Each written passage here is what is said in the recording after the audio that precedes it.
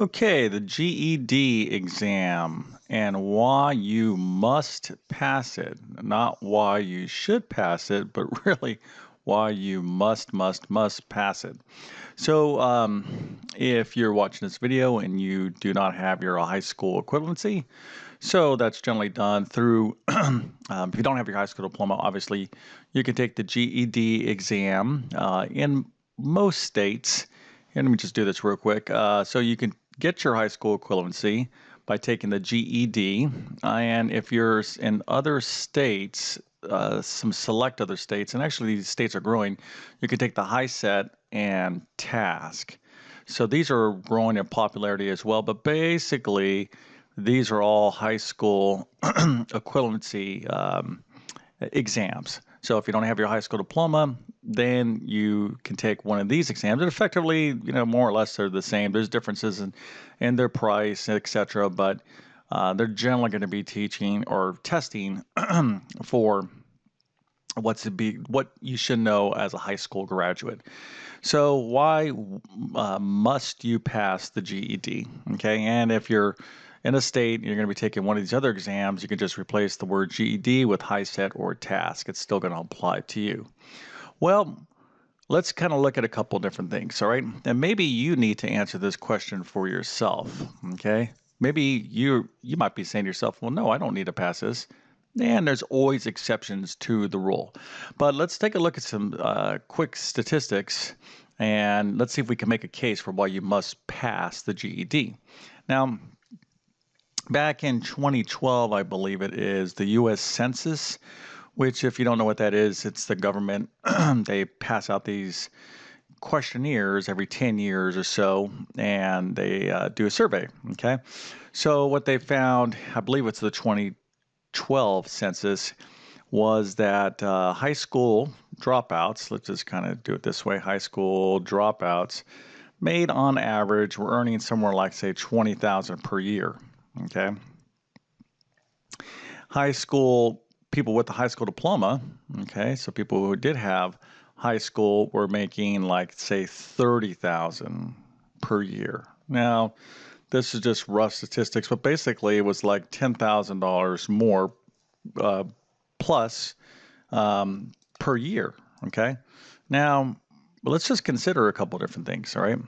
First of all, $20,000 per year. What is the math on that? Okay. Let's just do that real quick and let's break it up in terms of annually, or sorry, monthly. Okay. So I'm going to take my little trusty calculator and do 20,000 divided by 12. And let's say it's around $1,667 per month. Okay.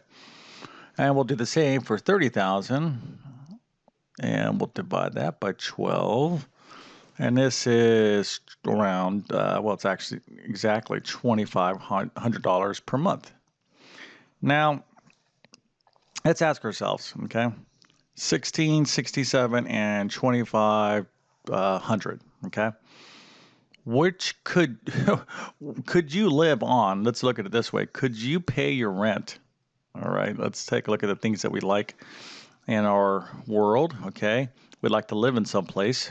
So that's the rent or the mortgage, right? Can you pay your utilities? So if you have a place you like to have electricity, water, and gas, that's utilities, right? Then you might have a car and that would require insurance. And then you need a cell phone and data. Let's see here. What else? Oh, food is always good. Food, clothes, you get the idea, right? Now, in most places, with your rent, I don't have the numbers in front of me.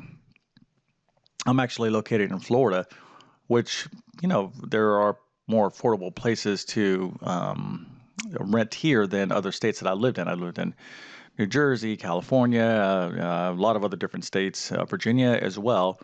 So those states are much more expensive than Florida. But I could tell you right now, at the time of this video, which is 2019, I mean, to have anything kind of decent, you're looking at, I'm talking about a small apartment, maybe like $800 per month, probably more to even have something, in a kind of decent neighborhood and, That's relatively nice, depending on what your needs are. Okay, so when you look at this plus everything else, obviously you just know that you're going to struggle to have any kind of quality of life on $20,000 per year. It's probably pretty close to the poverty line as well. So that's not going to work. However, $2,500 $2,500 per month, and this was $1,667 per month. $2,500 per month. You know what? You can actually probably get by, okay, and do pretty well. That's $30,000 per year. You're going to be typically, like able to handle, the basics, okay, in a lot of areas in the United States, and maybe even overseas as well, okay? Because a lot of people think, well, it's cheaper to live overseas, outside of the United States. Well, that all depends as well. There's places that are actually much more expensive, and there's places that are cheaper as well. So it's all relative. But anyways, the whole deal is this. At this amount of money per month, you're going to really struggle just to basically have, excuse me, have a life. You know, um, so are you going to live this way for the rest of your life? All right, I don't think you want to do that. Especially when the difference is just passing or having your high school diploma. Okay. So the first obvious reason is money. Okay. Just the difference in money. And this is in terms of 2012. So if you take $10,000, let's say you're 20 years old, right? 21. Let's just kind of do some quick math. You got 30, 40, 50, 60 years old. So how many years is that? That's 40 years, right? So 40 years, and every year, every 10 years, that's $100,000 more that you could have made if you had a high school diploma. So, by the time you reach 60 or 65, you're approaching $500,000 in difference. So over the long run, okay, it's a tremendous amount of money. Now, there's always exceptions. There's a lot of wealthy people. Well, I don't know about say a lot, but there's definitely people who have or high school dropouts didn't get their GED or high school diploma, etc., and are stellar, successful financially, the whole nine yards. So those exceptions do happen, but it's much rarer. It's much rarer. So, anyways, just from a straight average statistics, and you can just kind of like look at the study on average, you're not really able to live. You're going to struggle if you don't have your high school equivalency. Okay. So you should get it. The good news is not only should you get it, you can get it. All right. Even if you've been struggling, you can get this taken care of in your life. All right. So that's the first thing. Now let's kind of go back to this thing here for a second. $20,000 per year. This obviously means that you're employed. A person has been employed. And remember, this is 2012. Well, what's happening in our world? All right. So here we are, 2012, and now it's 2019. Just think about the rapid change in technology and automation that's going on between 2012 and 2019. I can tell you right now, there's a lot of pressure, and I'm not going to get into anything political, but there's a lot of pressure to raise the minimum wage.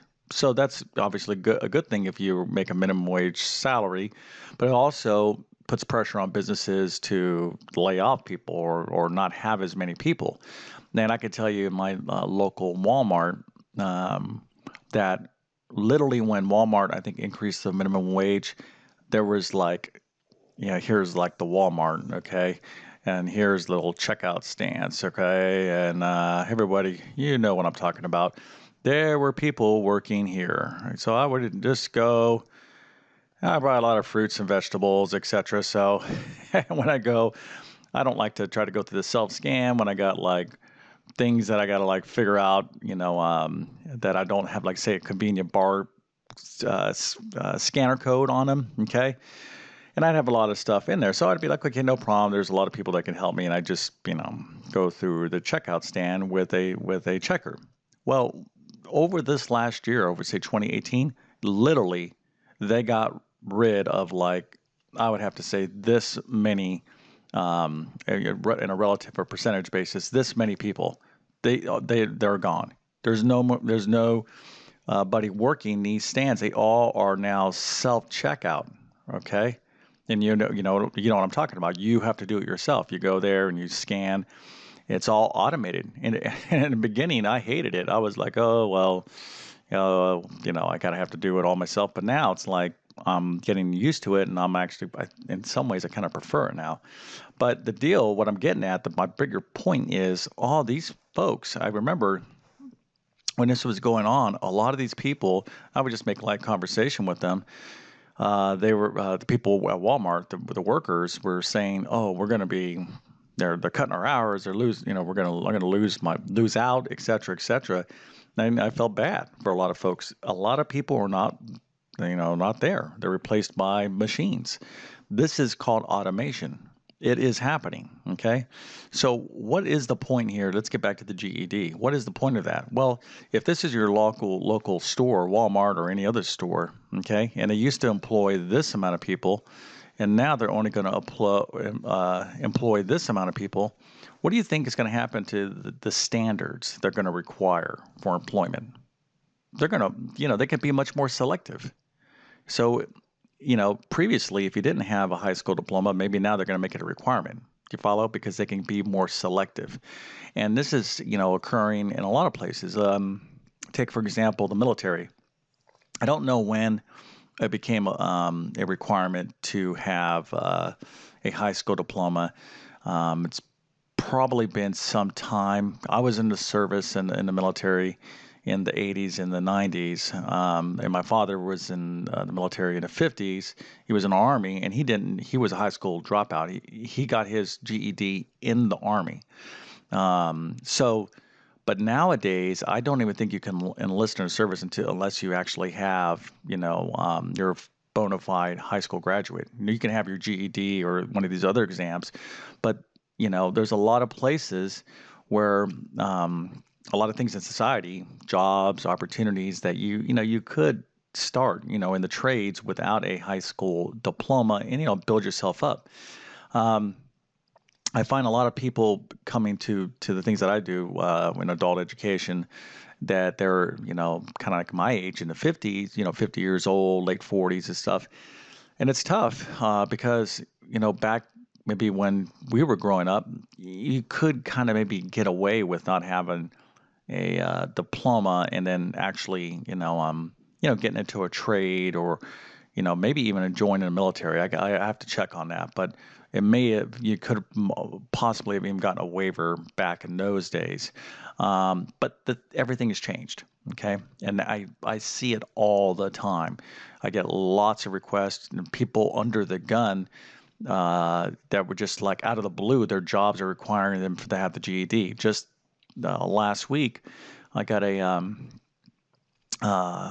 message. It was a Facebook message from somebody who passed a GED using my math course, and but they were saying thank you so much because like literally like on Monday he came in. This person worked in a particular union, and they said you need to have your pass a GED, have that done by the end of the week or something like that.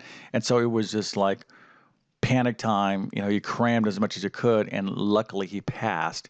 And if he didn't, he was going to lose his job. So I'm finding this trend more and more and more where people who are in particular positions, they're starting to be like, okay, you need to get this done. And they may not give you as much time as you need. All right. So here's the deal.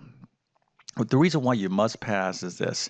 Even if you have a job right now, there's no assurances that job is not going to require you to have, even if it's a basic minimum wage job, it's not going to require you to have a high school equivalency. That's just the way things are going, especially with automation, etc. But not only that, you know, another reason why you must pass your GED is the key to growing yourself is learning. Not necessarily formal education, but just learning and developing yourself.